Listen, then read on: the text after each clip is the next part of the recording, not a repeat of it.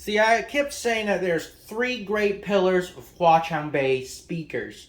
Those are Tribit, Earfun, and Anker. These are the three brands that hasn't made any flops throughout their entire, brand history, and their lineups are all really great. Their Bluetooth speakers are all great until Anker made the X600, that spatial audio BS, which is awful. I booted Anker out of the three pillars position, and now we're in need of a replacement. And I think I just found it. Bogasing just came up with these S8 Pro Max. It's how you pronounce Bogasing, I'm guessing. Or maybe we could pronounce it in the Huaqiangbei way. Bogasing! That's what we Chinese folks pronounce it. Let's get it. So the S8 Pro Max from Bogasing is their new Bluetooth speaker. And this is their biggest Bluetooth speaker so far. It is a 2.1 design with two-way satellites. So you got a mid-range and a tweeter, and this is the subwoofer. It's actually crossed over at, I believe, 500 something hertz, maybe lower than that. But these are almost doing quite full-range duty, and this is acting almost as a subwoofer. It sounds really good, and I'm going to show you. I'm going to compare this against the Anker Motion X500, which is also very close in pricing. And I'll just show you how much better the Bogasing is, especially when we're talking about spatial audio stuff, because both of these have 3D effects. Let's get to it. They're all playing at around 50%, and then volume matched to the Bogasing. No, not Bogasing. It's Bogasing. Before we we compare these two, I am going to demo the three different EQs the Bogasing has built into it.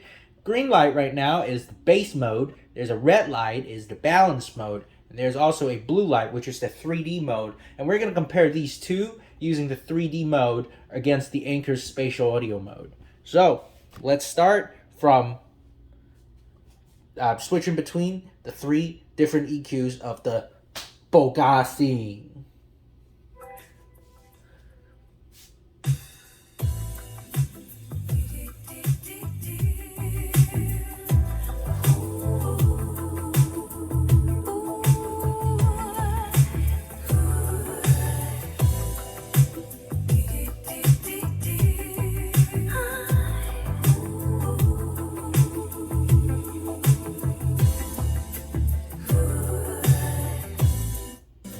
Is it just a dream I'm having inside my fantasies? Come to me. You are in my thoughts. I never stray from the heart of you. Come to me. And if we can't be on the surface, we can be under the water.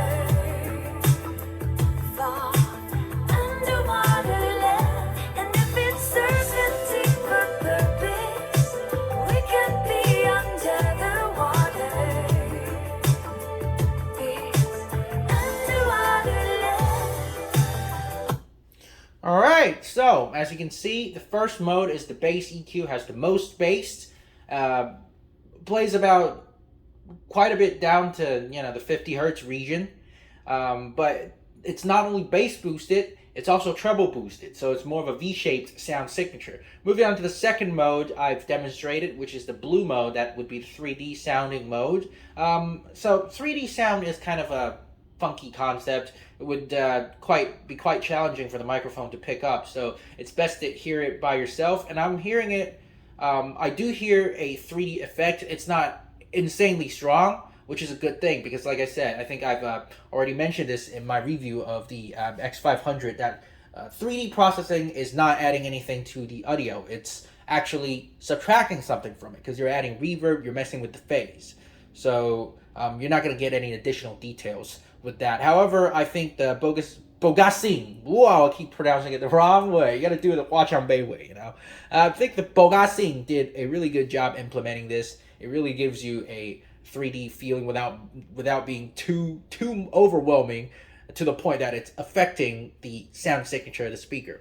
And then last but not least, my favorite mode, which is the neutral mode, that would be the red mode. It's, in my opinion, the most balanced. It has the least bass boost, but doesn't mean there's no bass at all. The bass is still there. And the treble, although a little rolled off, that is if you're only listening directly on axis. Because if you notice, these tweeters are facing outwards. I'm guessing they're doing this for 3D sound purposes, but that would actually affect the clarity if you're sitting right in front of it. However, it's not as if it's terribly muffled.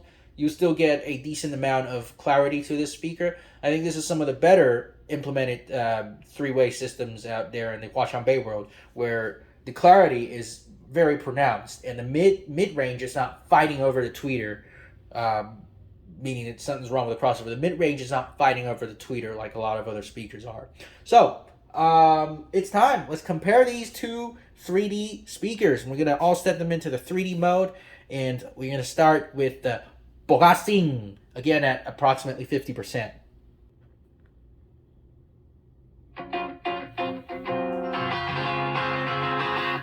Don't you notice how I get quiet when there's no one else around?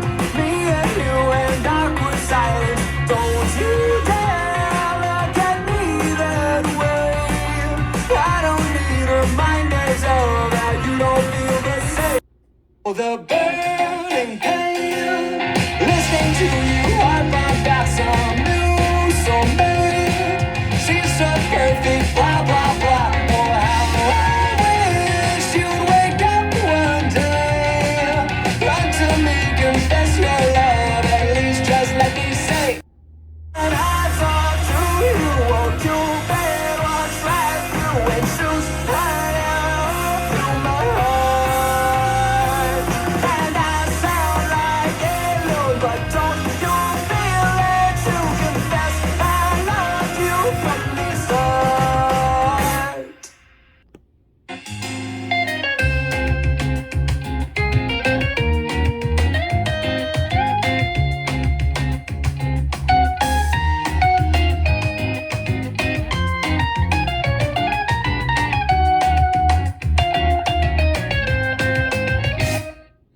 All right, now we're going to be cranking both of them to the max volume. We're going to start with the Bogasing to the max volume, and then the Anker. Say, girl, what to do? Lying on my bed, staring into the blue. Unrequited, terrified. It's driving me up and insane. Have to get this off my chest. I'm telling you to. All right, so let's first start from sound. I don't know how obvious it is through the microphone and the recording, but in person, this is how I feel. Then again, this is all opinion. I think the Bogasing has a much better evenness or smoothness in its sound. There's no specific frequency range where it's just very protruding. And it doesn't sound as if the speaker drivers are fighting over each other. And overall, it's just a very smooth 3D processing sound that gives you kind of a subtle surround feeling, but there's no specific frequency that are ultra boosted. It's right in your face or anything like that. I think it's a very well implemented surround 3D effect. However, on the Anker, it's not that great. What I can hear is the honkiness. Mostly, it makes me feel as if the top driver is fighting over the two stereo drivers in the front, and creating that kind of a honk to it. It's very mid-focused to the point that it sounds like a kitchen radio, actually. And I feel like in this case, I believe the Bogasing has a much better implementation or concept of a good 3D processing sound. It's actually really, really good. I'm very amazed. Now, loudness-wise, both do not retain much bass at maximum volume. They do play loud, but a lot of bass reduction. Especially on the Anker. I feel like the Anker has a more stronger bass reduction, although it plays a little louder. The Bogasing does not play as loud, but also bass is quite reduced. I believe it's for not overpowering that teeny little subwoofer in the middle. However, that's that. That's the sound quality, and I think it's a very good sounding speaker overall. Yes! Again, teardown time. Today, we have this. The Bogasing S8 Pro Max. Again, nobody has done a teardown on this speaker on YouTube yet, so I'm going to be the first. Let's get to it. I'm going to see what we have inside. First up, you get the rear cover off, and there's 8 screws you'll have to remove. Here are the 2 passive radiators on the rear. What's interesting, this metal outer piece could also be taken off, revealing our main circuit board. Right here is all the functions, all the buttons, all on here. Just one single circuit board. Well, there's 2. That's the LED board for all the displays and whatnot. And here is our battery. It seems to be a lithium polymer battery. That's quite unfortunate because it's all glued shut in there. Once it starts expanding or once we need to replace it, we're going to have something to do. It's going to be difficult to pull this out. A good tip is that when you're taking anything apart, the first thing you do is unplug the battery. Safety first. You don't want to accidentally short something. These lithium batteries has a lot of energy density in it. All right, so we're going to flip over the board and see what we have. At first glance, it seems to be just your typical 3-chip configuration with a Bluetooth chip, power management, and amplification. But oh, no. This is not a 3-chip config. This is a tri-amped, meaning there's 5 chips, 5 primary ICs on this thing. You get each of the speaker driver gets his own amplifier, an ACM 8625. It's 25 watts per channel amplifier, and it has a built-in DSP function. Really interesting. That is the ATS 2853 Bluetooth module. This one is also an 8625, but it is configured as a bridge mono powering the subwoofer. So, wow. This is some serious stuff. It's all SMD inductors too. Very interesting. I guess that's one of the reasons why they were able to cram so much stuff in such a small PCB. There's this. This is an MPC-A112D. Let's find out what that is.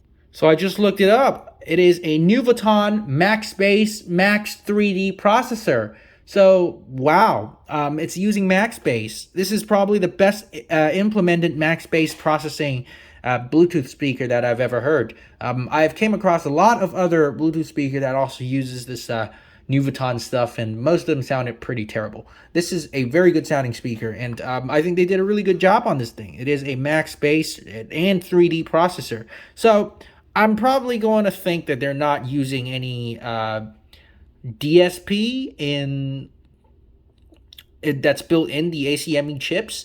Maybe they're just using an EQ as a digital crossover. I'm going to assume that's what they're doing. The ACME does the crossover filtering, whereas the MPC A112D, the Nuvoton processor, does most of the EQing and 3D processing and that kind of stuff. That would be my guess. So, this is the subwoofer that's responsible for doing all the bass in this speaker. Wow, it's a huge voice coil, 1-inch voice coil, and a giant neodymium magnet. Considering this is only a 2.7-inch woofer driver, the words on the back says this is 4 ohms, 40 watts. That is extremely powerful. Wow, would you look at that? Thick surround. Yeah, this is a really nice driver. It reminds me of one of the Fugu XL woofers. Good speaker driver. See this? This is quality. Let's pop this open and we'll see what we have there. Here is the mid-range driver. Also neodymium magnet. I can't seem to find any. There it is. 8 ohms, 20 watts. I'm assuming 20 watts meaning when crossed over at, I don't know, around 400 or 500 hertz. That is when it would be able to take full 20 watts. I doubt it could take a full 20 watt power when playing full range. Still, good driver. And then there is your Silk Dome tweeter. So yeah, that would be the teardown. Very, very interesting. And you can see the quality of this thing. This is really good. All right, so let's sum it up for the Bogasing. First, let's talk about sound. So yeah, this is a very good sounding speaker. My favorite mode of all three is the red mode, which is the neutral mode. But all three of the modes sound really good. You got, if you want bass, you get bass. If you want more neutral tuning, you also got a neutral tuning. All three modes are very well tuned. And what amazes me the most is the fact that they have a superbly executed 3D sound mode. It's one of the best 3D sound modes I've ever heard in a lot of the speakers I've come across. At least I could tell you it's way, way better, leagues ahead of the Soundcore's spatial audio, which is terrible. Let's also talk about the build quality. I don't really have to say much. It has amplifier for each of the 5 drivers, meaning there are 5 amplifier in this thing, and one of them is in bridged mono mode, so like it's actually 6 if you count them. 3 stereo amplifier chips. Each channel is designated to a single speaker, so good crossover and all that stuff. You don't have to worry about just a single capacitor to a tweeter and interference and all that stuff. None of that stuff. Very good build quality, high quality stuff, and everything. The outside is metal. It feels good. It feels as if it's like a, I don't know, $300-400 speaker from, I don't know, Bowers & Wilkins or Bang & Olufsen. As a matter of fact, if they put Bowers & Wilkins in the front grille, I would actually believe it. It's that good. Let's also talk about the engineering, which actually, in my opinion, is what shines out the most in the speaker.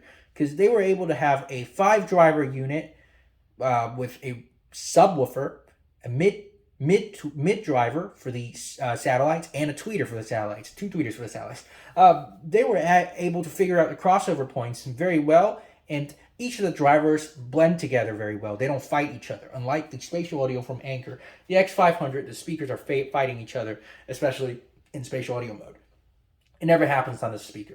So I think they did a really good job. And the fact that you have multiple input options. You get USB input. You get, your TF card, which is your SD card stuff, micro SD input. And then you also get auxiliary. Whereas the Soundcore Motion X500 and the X6, I'm not sure about the X600, but I'm pretty sure about the X500. I already forgot about the X600. The X500 only had a dinky little Type-C in. You can't even play music through that. So, yeah, big shout out to Bogasing. This is a very well engineered product. The only one thing I want to point out is that I really, really hope they put the play button in the middle because I always get it wrong. But it's just like me nitpicking. It's not a big deal. So, there you have it. Is it worth a buy? Hell yeah. Even at $170, I said this is worth the buy. Especially when we're looking at this, usually, most of the time on Amazon, it's discounted to $130. At that price point, it's the Huaqiangbei King. There's no doubt about it. This is a very good speaker. So, there you have it, guys. Go get your Bogasing.